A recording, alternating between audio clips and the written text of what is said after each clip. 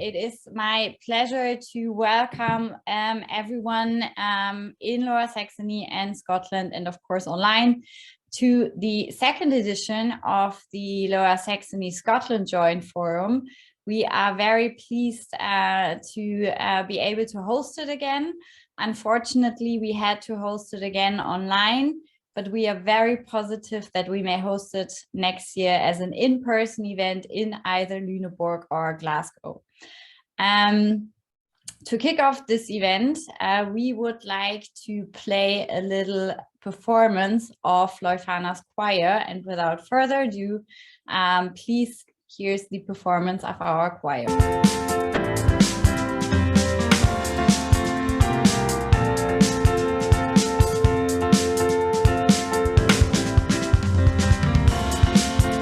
You're a sky, 'cause you're a sky full of stars.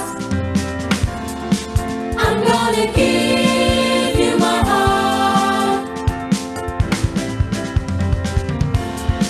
'Cause you're a sky, 'cause you're a sky full of stars. 'Cause you light up the path. But I don't care, go on and tear me apart. But I don't care if you do.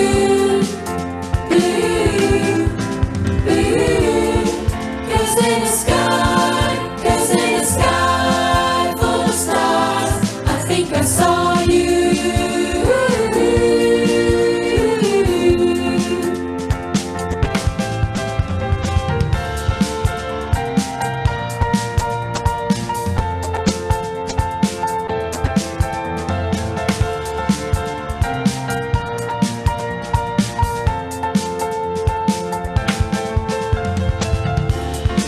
Cause you're a sky, 'cause you're a sky full of stars.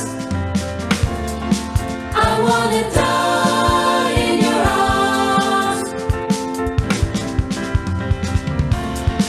'Cause you get lighter the more it gets dark. I'm gonna give you my heart. But I don't care, go on and tear me apart. But I don't care if you do.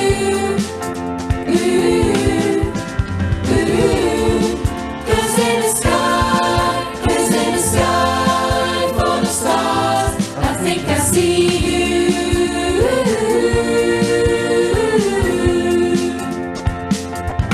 I think I see you.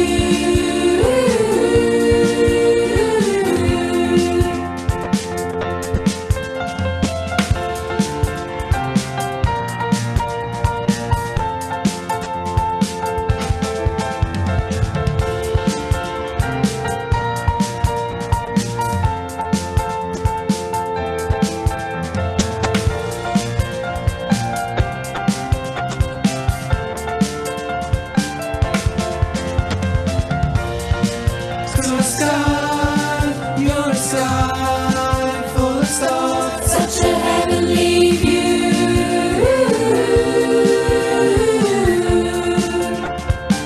You're such a heavenly view.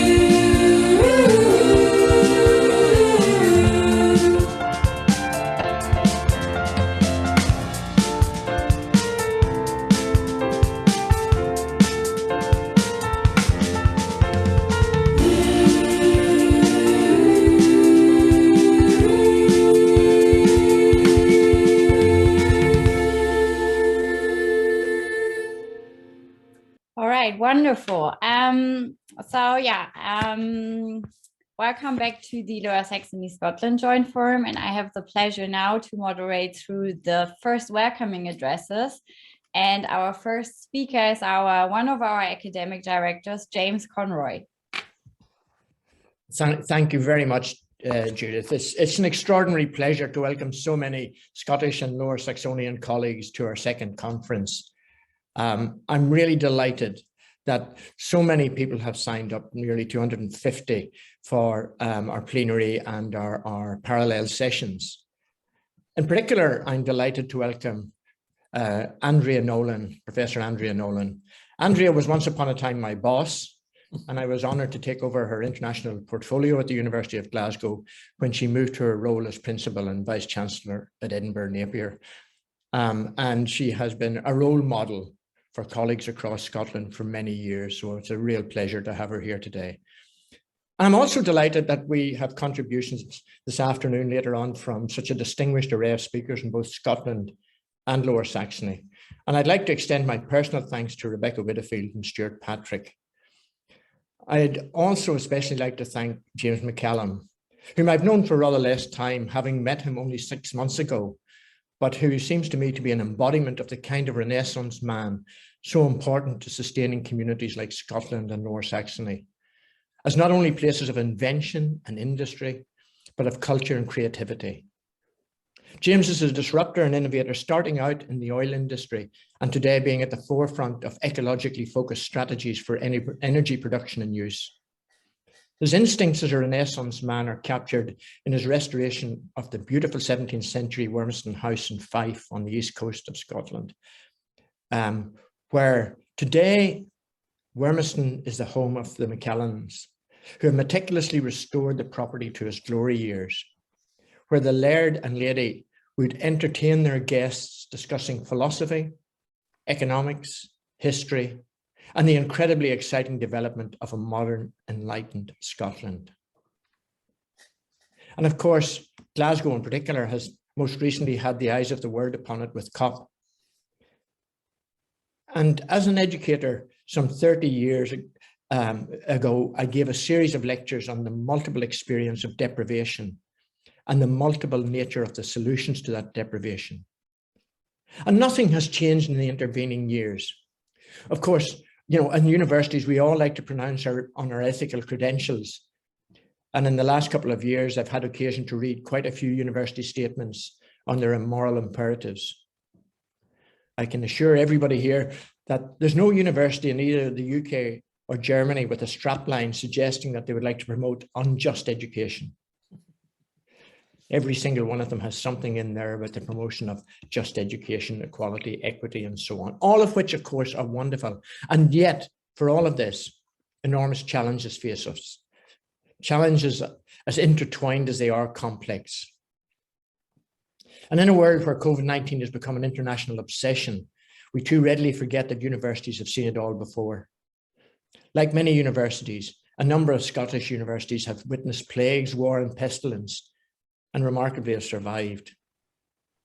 And that survival has been predicated on the ineluctability of sheer curiosity. And that curiosity finds its expression in the material, cultural, ethical, and spiritual conditions of our invention, creation, governance, in the confluence of big data and social practices, in small ethnographies and aspiration, in the work of pure mathematicians. And yet, for all of that, challenges still remain. At the instigation of a colleague who is attending the forum based at Leuphana University, Charisse von Seilander, I engaged with Google last year to explore the role of the humanities in the internet. And what was clear from those encounters was that the gap between those who create the algorithms that currently drive our material culture, our medical responses, our technological solutions, and those who consider that sharing our cultural benefits often remains a considerable priority. The gap remains. And it is a gap built out of complexity. And one of the reasons for bringing everyone together in this forum and continuing to work hard to promote the links between Lower Saxony and Scotland is that whatever chance we have of dealing with our material challenges and our cultural challenges, they're better done together, because that complexity never goes away. And it's captured quite nicely by the Irish poet Paul Muldoon, who's also a professor at Yale and with whom I was at school. And it's a poem that was first published in The Guardian in 2012 called Recalculating. Arthritis is to psoriasis as Portugal is to Brazil. Brazil is to wood, as War Club is to war. War is to wealth, as performance is to appraisal. Appraisal is to destiny, as earn is to ear. Ear is to grasshopper, as China is to DDT. Tea is to leaf, as journalist is to source. Source is to leak, as Ireland is to debt. Debt is to honour, as arthritis is to psoriasis. Wait, isn't arthritis to psoriasis as Brazil is to Portugal? Portugal is to Fado, as Boaz is to Ruth. Ruth is to cornfield, as wave is to particle. Particle is to beach, as pebble is to real estate. Reality is to reality, as sky is to earth. Earth is to all ye know, as done is to dusted. And I think Muldoon captures the sheer intertwinedness of everything we try to do. And to have so many of you here working on trying to disentangle the complexities of modern life and to improve the lives of people both materially and ethically and culturally is, I think, a testament to the durability and endurance of universities. And I thank you all for being here. And I thank the team, the ECAS team, with Judith in particular, for all the work that they've put into making sure that this symposium goes ahead, even though we would love to be meeting in person. Thank you all very much. Thank you, Jim. That was a really, really great start. So may I now hand over the word to our other academic director, Jörg Philipp Terhechte, who's also Vice President of Leuphana University Lüneburg. Yeah, thank you very much, Judith, and thank you, Jim, very much for the poem. I'm also grateful that so many people attend this joint forum again with 250 participants today and tomorrow. I think it will be a really important next step for ECAS, but also for the collaboration between Scotland and Lower Saxony. And I'm especially grateful that Angela Ittel joins us. Angela is the president of Technische University in Braunschweig, and she represents also the Lower Saxonian Rectors Conference here, just to underline that this collaboration between Scotland and Lower Saxony is not only a collaboration between two universities. Of course, this is the center of all our activities. It started in Glasgow, it started in Lüneburg, but today we see how important it is that this is much more than that. It is a cooperation between two countries, between Scotland and Lower Saxony. And yes, last week we had the first conference of, in the context of our tandem fellowship in Lüneburg with colleagues from Scotland and from Lower Saxony, bringing together more than, I think, 10 universities from Scotland and Lower Saxony. And that is what ECAS is about, bringing together people, building new bridges, and just, we won't focus too much on Brexit. We just go on as we always did in the last years. And I think this is very important. So thank you very much also, Andrea, for joining us. Well, we are very happy to have you here, and hope that you will be a strong part of our Scottish Lower Saxonian network for the next years. So thank you very much. Well, Judith, thank you very much, the whole team, for organizing this wonderful event. And I hope that all workshops tomorrow, but also our panel discussions today, are very successful. Well, I'm sure that will be the case. So thanks again. And I hand over or back to you, Judith. Thanks. Yeah, thank you very much. And our next welcoming address will be by Andrea Nolan in her role as convener of the International Committee at University Scotland.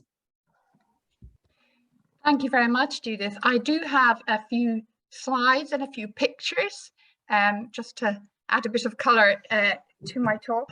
Is that okay? Yep. Well, thank you very much. Thank you, Judith and Jim and Jörg Philipp for inviting me just to give a brief welcome address.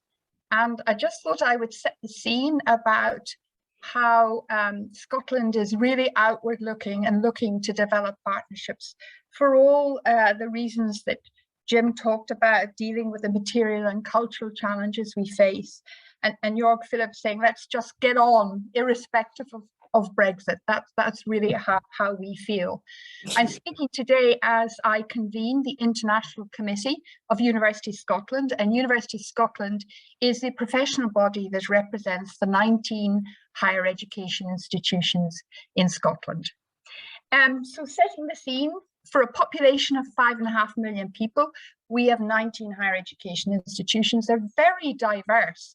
So we have ancient universities like the University of Glasgow, there for over 500 years. And we've modern universities like the University of the Highlands and Islands, which only became a university about 12 or 13 years ago. We have our small specialist institutions, the Royal Conservatoire with music and drama, and then our art school, the Glasgow School of Art. And I like to think all of us are really outward looking and welcoming. We understand absolutely the importance of partnership to addressing the challenges we face, not just in Scotland, but the challenges that are global in nature. Our Scottish government, higher education is devolved, so the Scottish government is responsible for setting policy and undoubtedly views us as a precious national asset. And that is very good news. We have extensive regional, national and international networks, and we are a strong contributor to the economy of Scotland with export earnings of about £1.6 billion. But most importantly, as an international committee that I lead for the Universities of Scotland, we have a real ambition to maintain, nurture and develop new partnerships, develop talent, so through our exchanges, develop the academics of the future, but the graduates of the future too, and address the grand challenges that we all face. International and outlook. Well, across our 19 institutions, we have partnerships in over 180 countries. We deliver education overseas. We have about 43,000 students studying on programs elsewhere. About 30% of our students currently in Scotland are international. Beyond the UK, that represents over 50,000 students. And our staff is international. We're open, we're welcoming. We always want to exchange cultural perspectives, and 36% of staff in our universities and higher education institutions are international. We like to think of ourselves as a very strongly research active nation, and we have the evidence to suggest that that is true. For a nation that just has 8% of the UK's population, we produce about 12% of the UK's research. And according to the Research Excellence Framework exercises that we conduct on a 6 to 7 year cycle, much of our research, the majority, is deemed to be internationally excellent or world leading. And I suppose more important in terms of how we address those challenges that we all face, that Jim outlined earlier around ensuring justice in education and addressing the inequalities in our society. 50%, over 50% of our publications, research publications, involve international collaborations. We want to collaborate with others. We know that that's the best way to address the challenges we face. Within Scotland, we're really collaborative and connected. So we have come together with research pools.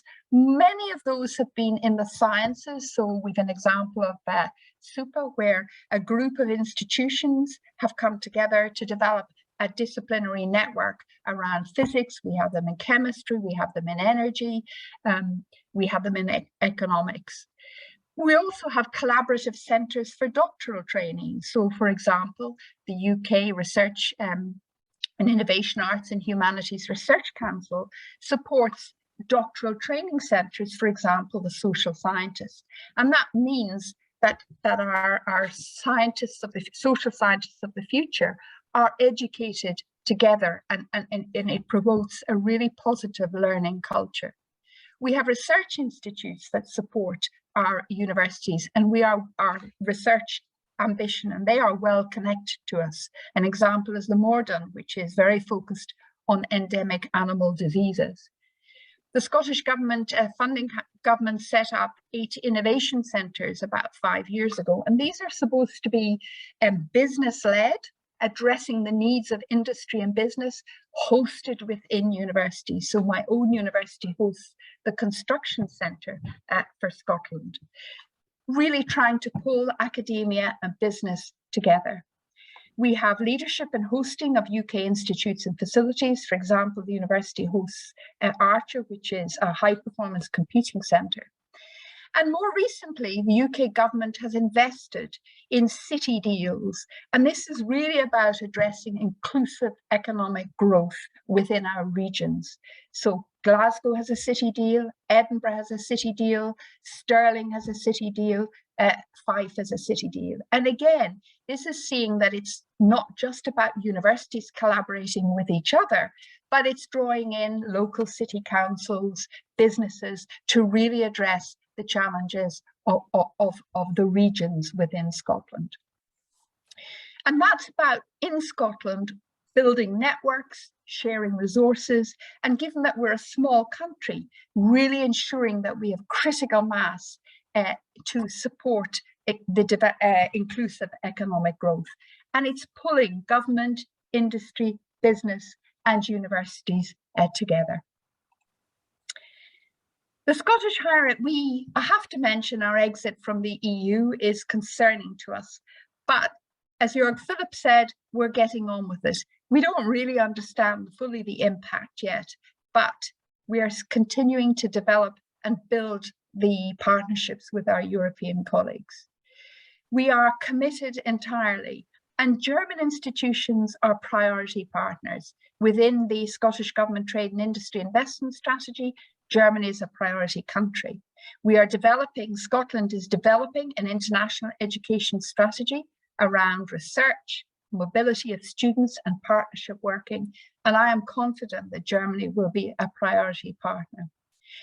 The German institutions are our top research partners were in Europe for Horizon 2020, and the second top partners for all our relationships globally. And that's a tremendous platform for us to build on even further. And there are many funding opportunities and investment opportunities to support the types of partnership between Lower Saxony and Scotland. We've had Horizon Europe in the past, but we also have bilateral funding opportunities. For example, the Arts and Humanities Research Council has linked up with DFG and supported for the last 3 years many partnership programs of research in culture and in the humanities. And I suppose it goes without saying, having mentioned Brexit, I guess we have to mention the pandemic too, but it goes without saying that I think the pandemic, with its very damaging effect on people's health, mental health, physical health across the world, it has highlighted the power of partnership working. It has catalyzed the relationships between communities, between universities, between the research they produce and business to develop vaccines and address the real public health challenge that we have. And if we could hold on to that spirit of partnership and development and urgency around many of the challenges we face, I think we will be very successful in the future.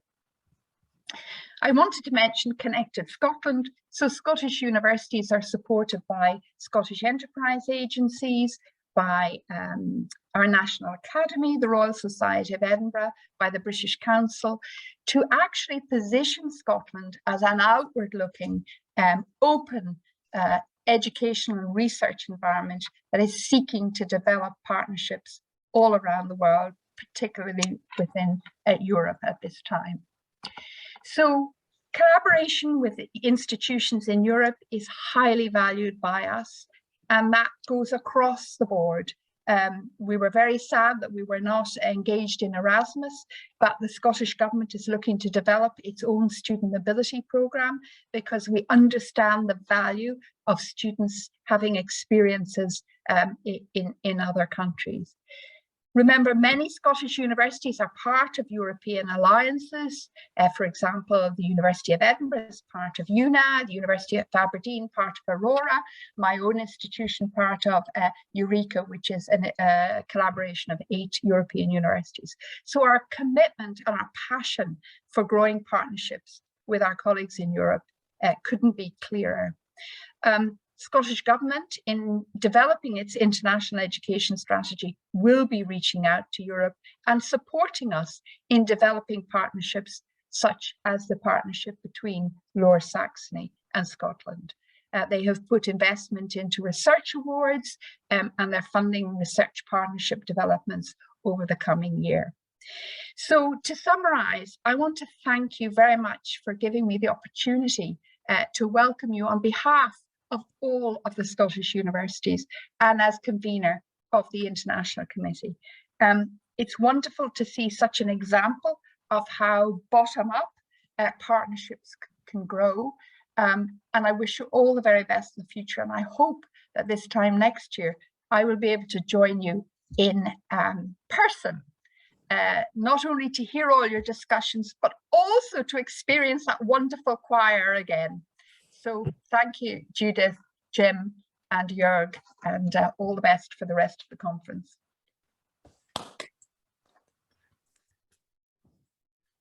Thank you very much, Andrea. That was really lovely. And we do hope to see everyone in person next year as well. Wonderful. So yeah, our next and last speaker for the welcome addresses is Angela Ittel, who's president of the Technische University in Braunschweig and is today speaking as a representative for the State Rectors Conference in Lower Saxony. Thank you so much. Thank you so much, Andrea, for this very impressive overview of the Scotland sort of internationalized activities and strategies.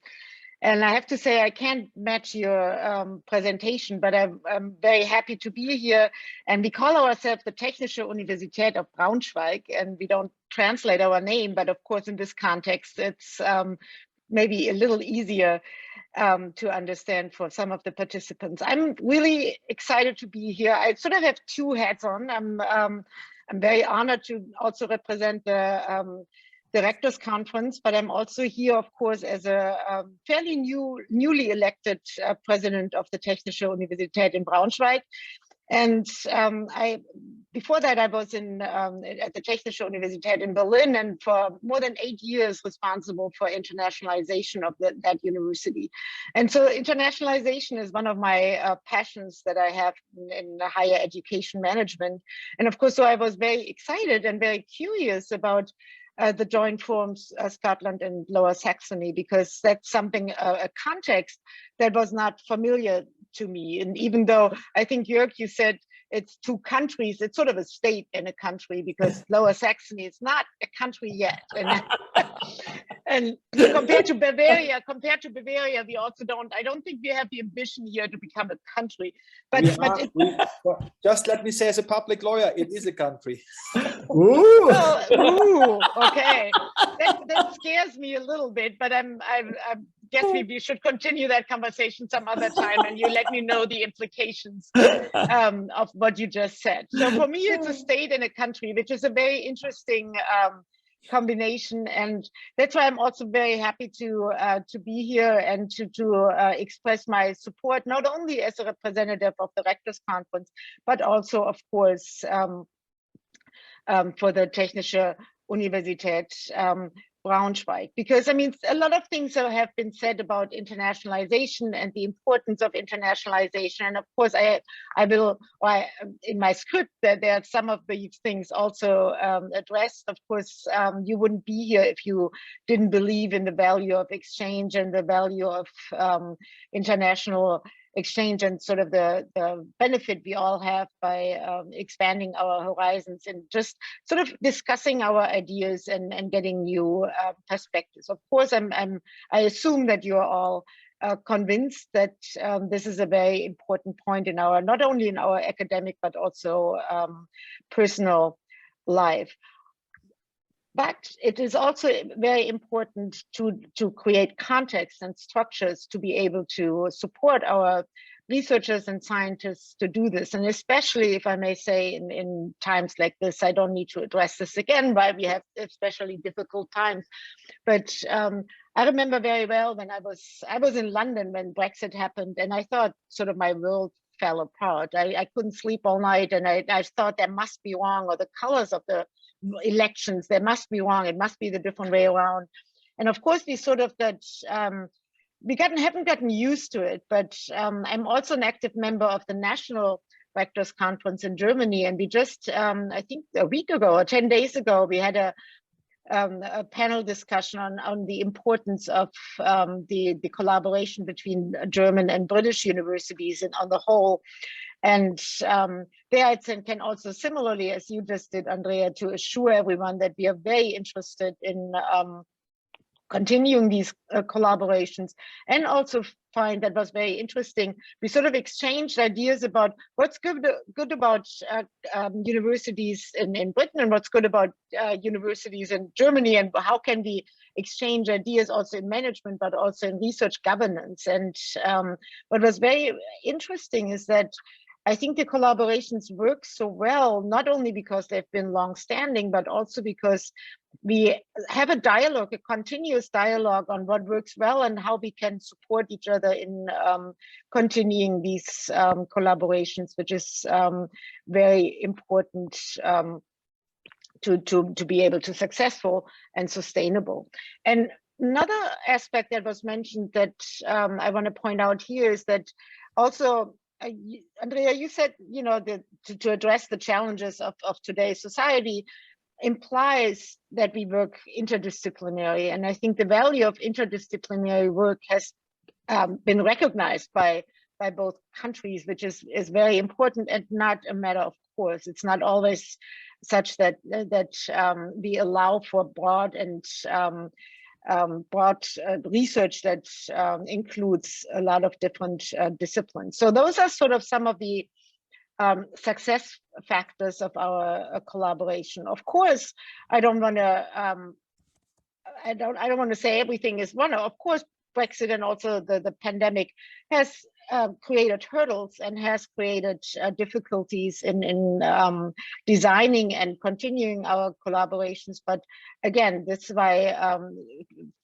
forums and structures like this are so very important to help us on a governance level, but also our researchers, and most, I don't want to say most important, but also very, very important, of course, our students to still be able to benefit from the exchange that we all value so highly.